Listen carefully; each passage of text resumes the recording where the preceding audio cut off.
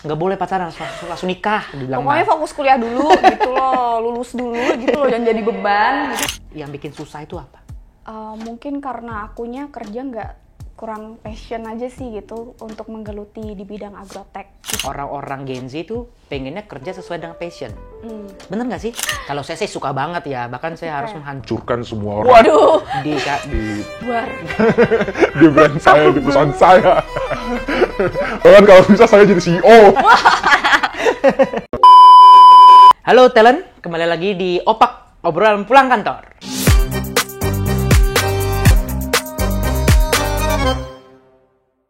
Ya, sekarang gue lagi sama Mbak Balkis, yang kebetulan memang bekerja di Lifepack. Sebagai apa? Digital Marketing Performance. Digital Marketing Performance. Itu ngapain aja sih, Mbak? Ya, kita kayak ngejalanin ads di beberapa sosial media, terus juga kita analisis audiens juga, terus kayak prospek-prospek segmen audiens baru aja sih biasanya kayak gitu. Oke. Nah, kebetulan kerja di situ udah berapa lama? Kurang lebih udah mau 9 bulan sih jalan. Oh, udah mau 9 bulan. Asik gak sih di situ? Asik banget. Asik banget ya? Iya dong. Kenapa tuh bisa asik banget? Karena kerjanya dimanapun ya, kayak WFA gitu sih, jadi fleksibel sih kerjakannya. Kayak bisa di kafe, di rumah, sambil rebahan gitu kan. Terus bisa sambil mungkin kalau mau pulang kampung, traveling gitu. Oh gitu? Oh, bahkan bisa sambil pulang kampung gitu bisa ya? Betul. Ya, jadi sebelum ini kita ngomong-ngomong, katanya kemarin si Mbak Balkis ini bahkan diperbolehkan ya izin setengah hari ya buat shoot di sini ya? Betul, terima kasih untuk leader aku ya. Boleh ditulis namanya nggak? Mas Agung Agriza, terima kasih Mas. Mas Agung, boleh dong diambil. Bercanda bos. Ya, jadi menarik ya. Mungkin karena Mas Agung ini apa, milenial, Gen Z, apa memang udah tua?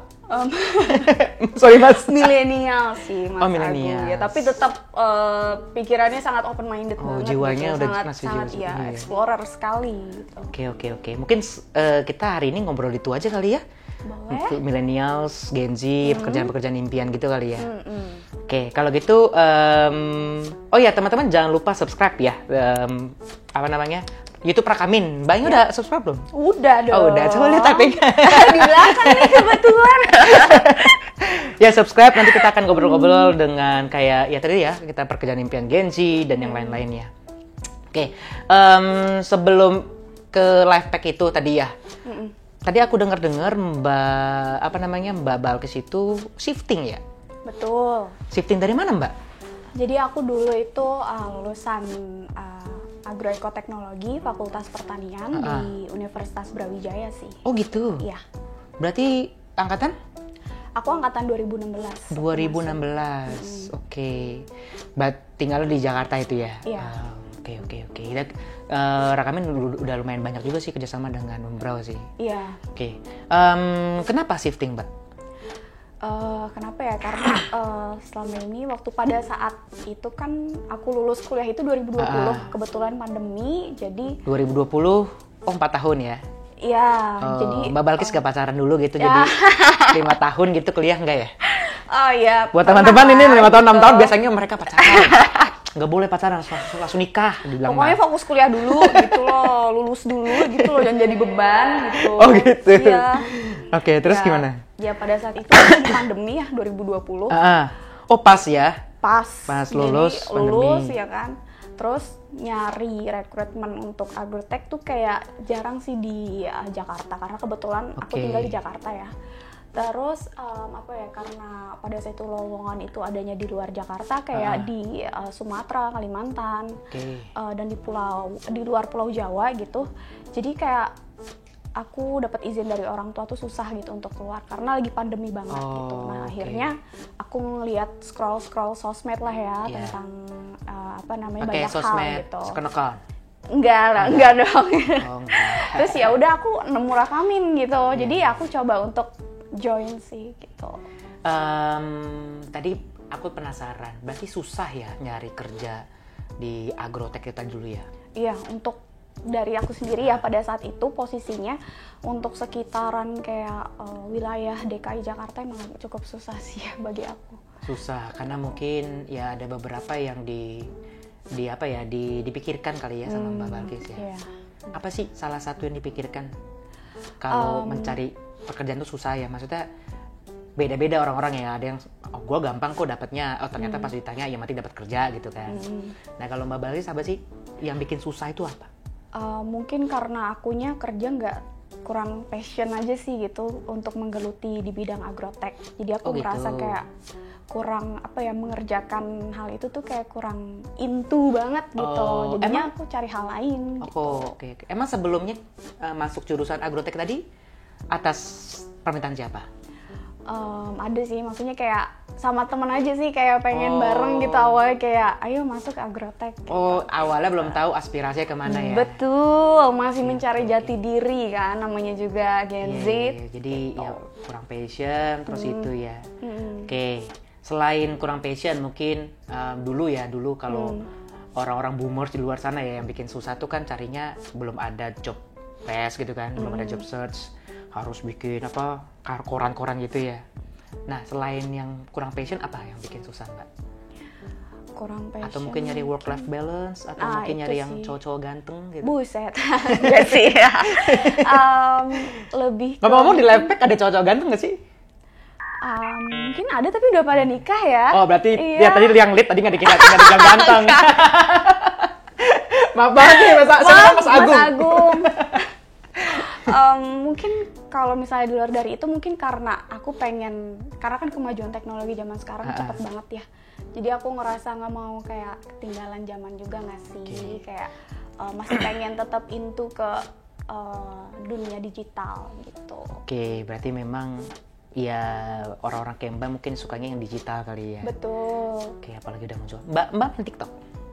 Scroll TikTok? Suka scroll TikTok sih, tapi kalau main kayaknya maksudnya untuk ngikut tren dan lain-lain kayaknya enggak deh kalau. Kurang ya. Oke. Nah berarti memang fokusnya ke ini ya, ke digital ya teman-teman semua ya. Sama kalau aku nggak salah inget ya, ada beberapa perbincangan gitu ya. Orang-orang Gen Z tuh pengennya kerja sesuai dengan passion. Bener nggak sih?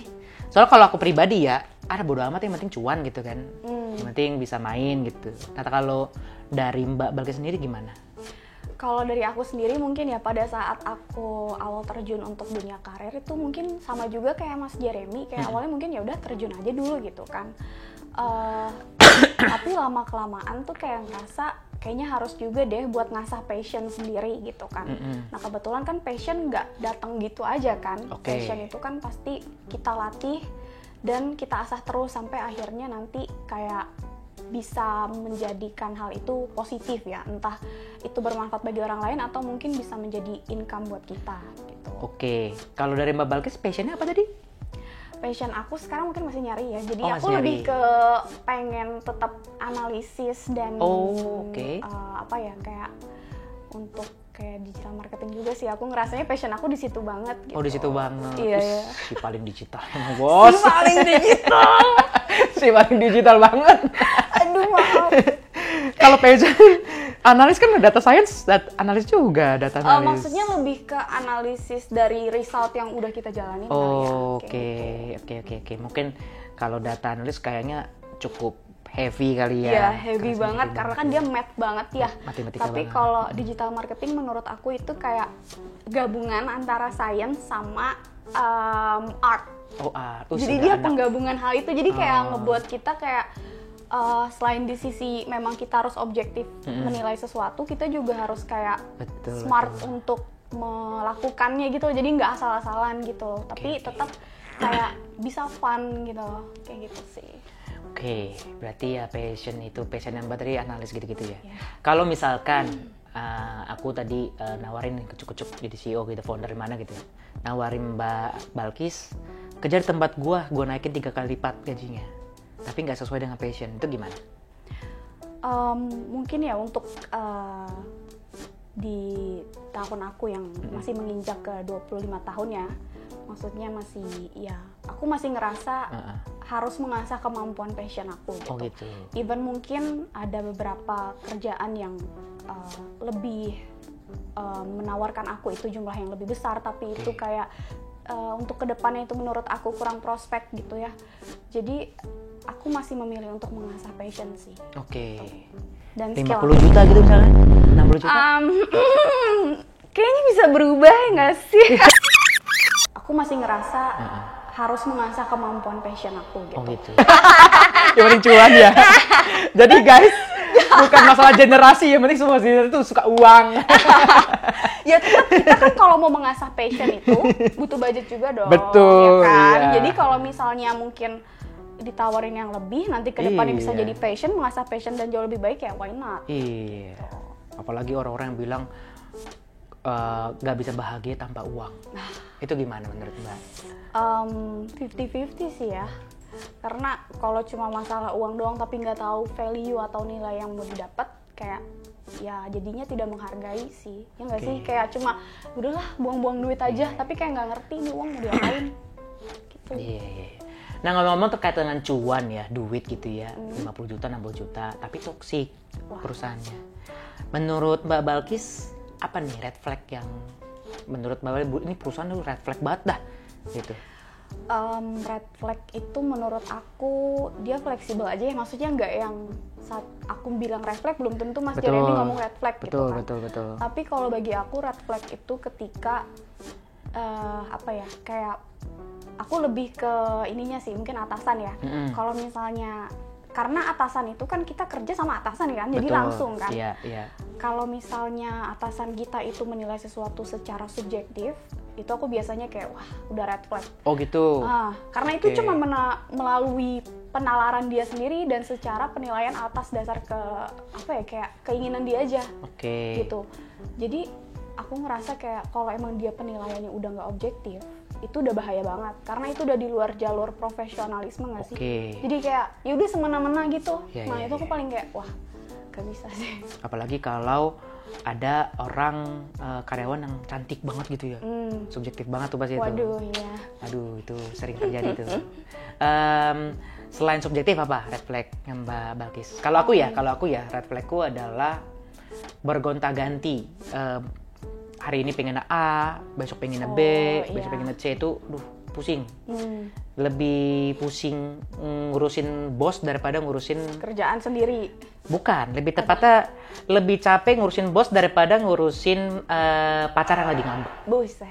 Kan biasa gitu kan. Maunya apa. Terus red flag apa lagi tadi? Aku lebih ke arah situ sih ya. Jadi Karena pacar. bukan. Baru ketemu lu nih Karena Mbak, masa bos udah ngajak pacar? Karena bos yang subjektif itu penilaiannya. Itu udah pasti menurut aku kalau udah dijual lagi di luar jalur profesionalisme itu kayak udah bakalan menurut aku tuh udah nanti dia bisa kemana-mana, entah ke jalur ranah pribadi kamu, entah di utak-atik lah, pokoknya kayak aku merasa terganggu banget kalau dia udah nggak objektif penilaiannya. Iya betul. Selain subjektif apa? Mungkin kalau aku pribadi ganggu di itu kali ya, di luar jam kerja kali ya, jam kerja. Terus mungkin ada juga yang mengganggu nggak bertumbuh gitu. Menurut Mbak gimana kalau di perusahaan kita nggak bisa bertumbuh? Tapi kembali lagi ada uang. Berarti kalau aku ya, kalau misalnya di posisi itu ya mungkin kalau emang ada uangnya tapi nggak bisa bertumbuh, kita bisa cari di tempat lain. Karena pengembangan diri itu kan nggak hanya satu tempat ya, nggak hanya harus selalu di kantor gitu. Bisa aja kita ngikut bootcamp guys, jadi kita bisa makin mengasah skill kita dan mencari ilmu pengetahuan baru gitu. Contohnya dirakamin, karena aku sendiri masuk ya. Mana uang saya? Tadi udah di-brief. Jadi aku kayak bisa mengasah skill dong, banyak dong kan, maksudnya kayak bisa memilih nih kamu pengennya mengarah kemana, entah ke digitalnya atau mungkin ke kompleksitas datanya atau apa gitu kan. Oke, berarti Mbak Balkis ini saya lihat tipe Gen Z yang cukup inovatif ya, adaptif gitu ya. Tapi kayaknya orang-orang Gen Z sekarang cerdas ya. apa ya, bisa cari tahu sendiri apa yang dibutuhin, apa yang harus dilakuin gitu gak sih gini-gini Iya sekarang? dong, karena kan kalau zaman sekarang kan Gen Z nggak akan jauh dari handphone ya. Betul. Jadi dia tuh sering terpapar sosial media dan informasi-informasi terbaru di luar sana yang menurut mereka mungkin bisa aja itu jadi peluang baru gitu. Jadinya mungkin kalau Gen Z jauh lebih mandiri kali ya dalam sisi entah pendidikannya mungkin atau pengembangan diri kayak gitu. Oke, tadi kita udah ngomongin red flag. Tadi katanya Mas Agung kan? Ya, Si Balkis ini seneng banget kerja di live pack. saya asumsikan di live pack ini cukup ideal. sangat ideal. Cukup ideal ya. Tolong ya Mas Agung. Nah, menurut Mbak Balkis kerja di tempat ideal itu seperti apa? Yang ideal itu ya. Anggap aja Mas Agung nggak nonton gitu. Nah, yang ideal itu menurut aku yang work-life balance dong tentunya. Oke, work-life balance. Ya, jadi terus apa ya? Jangan lupa ada kayak paid menstrual leave gitu loh. Oh, Jadi gitu. kan kadang cewek kalau Oke, misalnya oke. lagi haid itu kan Iya, sakit iya. sampai di hari itu kita nggak bisa gerak gitu kan. Betul. Nah, itu menurut aku kayak bisa sih dijadikan salah satu tempat kerja oke, yang oke. diinginkan itu ya. Terus sama mungkin untuk sistem pengembangan diri atau tempat kerja itu tuh kayak terbuka terhadap aspirasi-aspirasi dari karyawannya. Kayak misalnya Oke. boleh dong ada kegiatan olahraga tiap minggu gitu, biar Oke. kita mungkin menambah dekat satu sama lain. Apalagi yang WFA kan pasti kan kayak kerja di sini jarang ketemu. Oke. Kurang tuh komunikasinya gitu kan. betul, Jadi betul. ya bisa sih dengan cara. Oh, kalau di live pack itu berapa hari? Ada engagementnya berapa minggu sekali atau gitu gimana? Biasanya sebulan sekali sih kayak bulu tangkis, Oh, bulu atau tangkis. mungkin yang laki-lakinya sepak bola kayak gitu. Oke. Selain tadi lingkungan, benefit, apalagi nih yang menurut Mbak Balkis terakhir yang ideal? Lingkungan, benefit, mungkin sama ilmu ya. Oke, ilmu ya. Ilmu kayak tentang apa ya? Kita kayak misalnya ngikutin kegiatan seminar-seminar gitu kan, biar menambah wawasan dan juga koneksi gitu. Iya, tadi dengar-dengar tadi kita ngomong-ngomong CEO-nya sering ngasih apa namanya ilmu-ilmu di drive gitu ya untuk link-link gitu ya. Itu sangat berarti buat Mbak Balkis. Iya, kadang kalau misalnya kayak pengen tahu nih tentang misalnya affiliate marketing gitu, ya udah aku tinggal buka, baca-baca, scroll kayak gitu. Oke, menarik ya, CEO, level CEO masih kayak gitu ya. Iya, masih sangat peduli. Masih sangat peduli. Oke. Nah, satu pertanyaan. Kadang ada yang nggak suka, ada yang suka nih. Suka nggak dengan lingkungan kerja yang kompetitif? Bagi aku pribadi untuk kompetitif di dalam kantor mungkin suka nggak suka ya. Sukanya itu mungkin ya kita bisa meningkatkan kemampuan kita gitu. Tapi di lain sisi ya takut bentrok gitu loh, kayak takut saling nggak enakan sama teman kantor gitu. Kalau misalnya di luar kantor kayak misalnya mungkin antar brand atau kita ngelihat kan kayak brand ini jauh lebih ini, brand kita kok belum gitu kan. Itu aku jauh lebih suka yang kayak gitu sih. Jadi kayak antar pengembangan perusahaan gitu. Oke, itu menarik tuh, antar brand kompetitif ya. Menurut Mbak Balkis bukan layak ya, bisa nggak sih kita menjalin komunikasi antar spesialis mungkin? Boleh nggak sih seperti itu, jadi kita bertukaran aspirasi gitu antar brand? Sebenarnya kata aku sih boleh dan tidak ya, karena pasti ada batasan-batasan juga yang memang mereka nggak bisa share gitu. Betul. Tapi untuk secara umum atau mungkin dari segi digitalnya kayaknya boleh ya, kayak misalnya kita pernah melakukan campaign ini gitu kan, resultnya seperti ini, jadi saling sharing tentang hal itu sebenarnya boleh aja. Iya, soalnya mungkin di teman-teman di luar sana ya takut kayak pengennya misalkan tadi live pack sama siapa mungkin kompetitor gitu ya. Mereka takut membatasi diri, padahal ya memang mereka kan bekerja di situ gitu kan. Maksudnya brandmu bukanlah dirimu kan gitu, harusnya gitu kan ya. Oke, kompetitif gak suka ya berarti ya, kompetitif ya? Suka nggak suka ya? Suka ya? Setengah-setengah lah ya. Kalau saya sih suka banget ya, bahkan saya harus menghancurkan Hancurkan semua orang Waduh, di di brand saya, di perusahaan saya. Bahkan kalau bisa saya jadi CEO. Oke, mungkin pertanyaan andalan HR, tapi aku pengen tahu yang bukan jawaban diplomatis, kekhawatiran Mbak Balkis ke 5 tahun ke depan. bukan karir di sebuah pertanyaan HR banget ya, maksudnya adalah aspirasi ke depannya atau mungkin kekhawatiran, aduh gue takut 5 tahun lagi ilmu gue udah nggak relevan, digital marketing udah mungkin oversupply gitu-gitulah. Kalau dari aku pribadi ya, aku lebih takut sama yang namanya AI itu. Oke, kenapa AI itu? Dia kan cerdas, jadi kayak semua orang mungkin bisa aja nanya sama dia.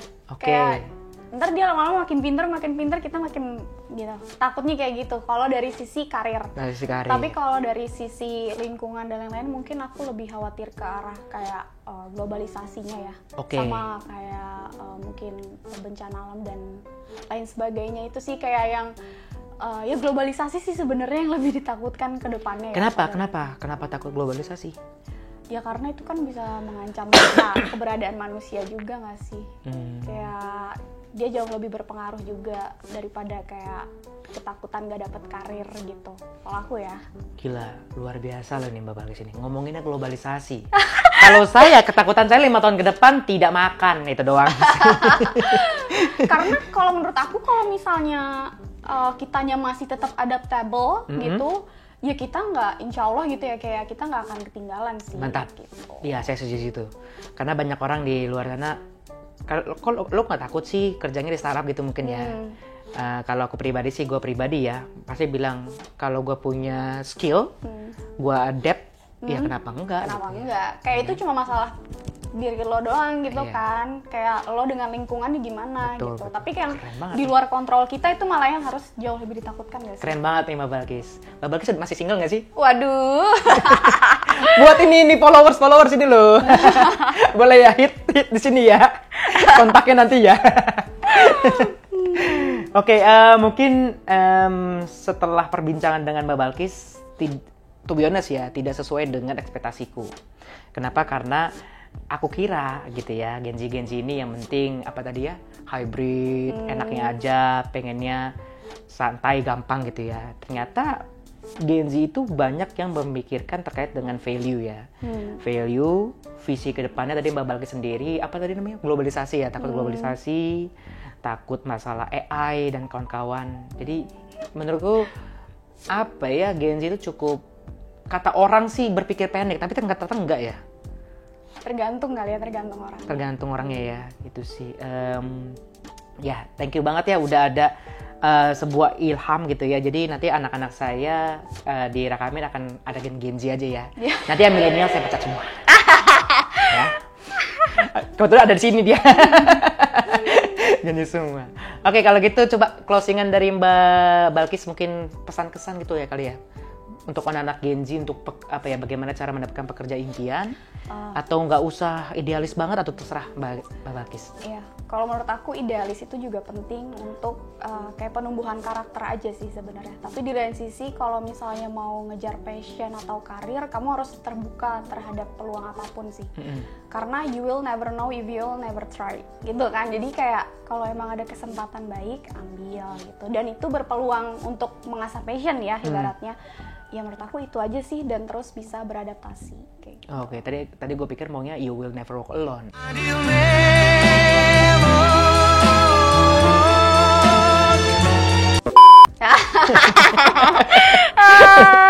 Oke teman-teman, mungkin sampai sini aja. Habis ini saya pengen makan bareng dengan Mbak Balkis. Waduh.